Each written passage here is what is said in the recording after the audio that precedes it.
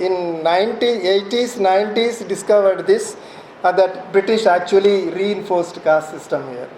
Of course, our friend, M.N. Srinivas said, Varnashrama Dharma became popular under the British. Not the word popular. But then, the ideologues, anti-caste ideologues, Swami Dharmatirtha, some people must have read The Menace of Hindu Imperialism, and of course Periyar, and of course Ambedkar and others, Ayatidasar and others. They realized it directly, it was their experience, it is this British which is guilty. Simply for the sake of revenue, they listened to all the stories, mythologies they said and all that. It's the course of creation of Hinduism. Hinduism, when it started, late 18th century. Na? But now what do we read and understand and propagate now? Sanatan, from 6,000 years old it is, Hinduism. It is British. Ayodhidasar says this. These lords, British lords came and asked, I have this Bible. He has this Quran. What do you have? Scratching chundi. And then they go back and collect bundles and bundles and bundles of unused, moth-eaten and kind of long forgotten palm leaves. And all sacrosanctness of lifting the Bible, this English people has lifted that, and they took it where? To the School of Oriental and African Studies. And there the authority of Max Muller sits down on that, systematizes into 56 volumes of sacred books of the East, and then comes back to give it to us. This is yours. Orientalist colonial production, is a magnification of one's chest broadens 38 or 40 or 45, 50. 56 is the yours is only small booklet, Quran. And yours may be a collection of booklets. But ours, that contains the entire wisdom of the world, past, present, and possible future is all there. The honorable British lordships were responsible for this. And the discovery of the language. If you have something, you should have, we have Greek and Latin, they have Arabic, what do you have? Of course, Sanskrit. And then the inevitable follows, just as Greek and Latin are related to the modern European languages, the relationship between Indian languages should be the same with Sanskrit. All languages in India are derived from Sanskrit. British given wisdom. This is what is called positive Orientalism.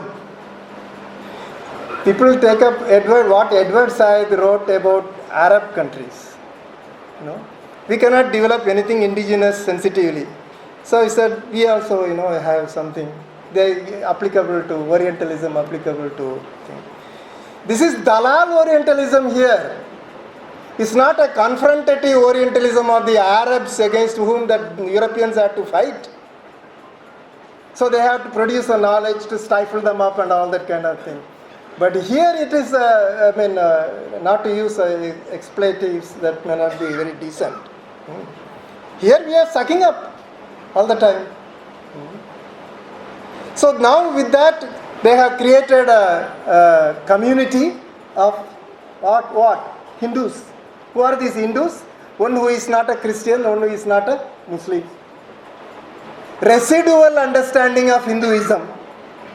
That is even today the definition in certain laws, personal laws and so on. This is the first conversion, mass conversion to Hinduism.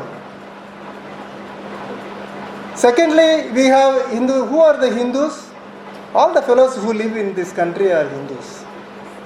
So some go to church, some go to mosque, many don't go to anywhere. Anyway, they are all Hindus. But then there is another version of who is a Hindu. If you say you are a Hindu, you have to accept the Veda and Veda. Conditional Hinduism. So now once we are taught, first of all, saying that you are a Hindu anyway, you can cry sky high. I am a Buddhist, I am a this, I am a this and all. You are a Hindu. Okay. Next, a little bit coming, the screw is being tightened. You have to consider this as a holy land and fatherland. Don't go to Jerusalem, don't go to Mecca and all that. This is. But ultimate screw tightening is with Mr. Gandhi. If you say, he says, if you say you are a Hindu, if I don't say why, you have made me Hindu. No, then we have made you Hindu. So if you say you are a Hindu, there is no other way of option for you. You are saying anyway you are a Hindu. You have to believe the Vedas and Vedas. You see? A naturalized Hindu community has been created, which even today we keep repeating. Many of people say Hinduism is nothing, fraud and all that. No, but we have to reform Hindu social order, we have to abolish caste, we have to get into the temples, everybody should become an archaka and all that. But what do we want? If we say that Hinduism is a fascist form of politics that gave birth in the 19th century, give it up, forget about it. Withdrawal is the right approach.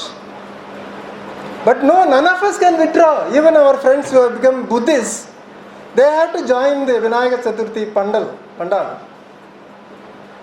There is absolutely no sign of withdrawal from something which we consider wrong. It's only a question of adding up something more beneficial immediately for us. You see?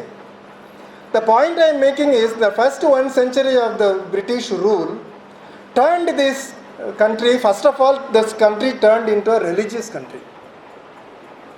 I mean, as though everything is religion here.